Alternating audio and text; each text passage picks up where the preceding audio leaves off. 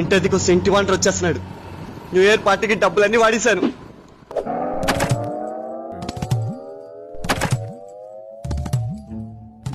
ఏమమ్మా మీ ఆయనేడి?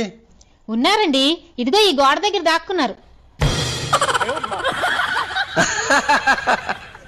నీకు సర్ప్రైజ్ ఇద్దామని గోడానికల్ దాగున్నాను సార్. సర్ప్రైజ్ తర్వాత ఇదివు గాని ముందు ఇంటే దివ్వు. సార్ నిన్నే మీ అద్దె ఇచ్చేద్దాం అనుకున్నాను సార్. మా ఆవిడికి ఒంట్లో బాగోపోతే హాస్పిటల్ తీసుకెళ్ళాను సార్. అక్కడ డబ్బులన్నీ ఖర్చు అయిపోయాయి సార్. వచ్చే నెలలో 2 నెలల అద్దె కలిపేసి ఇచ్చేస్తాను సార్. ఏంటి మీరు మర్చిపోయినట్టున్నారు, నిన్న మనం హాస్పిటల్కి వెళ్ళలేదు, అక్కడ సినిమాకి వెళ్ళాం. అంటే సార్ ముందు అఖండ సినిమాకి వెళ్ళాం, తర్వాత హాస్పిటల్కి వెళ్ళాం. తర్వాత హాస్పిటల్కి వెళ్ళానండి, మనం మటన్ బిర్యానీ తినడానికి హోటల్కి వెళ్ళాం. సరే ఇంటికి వాంటర్ గారు వచ్చారు కదా, వెళ్ళి నువ్వు టీ పెట్టు.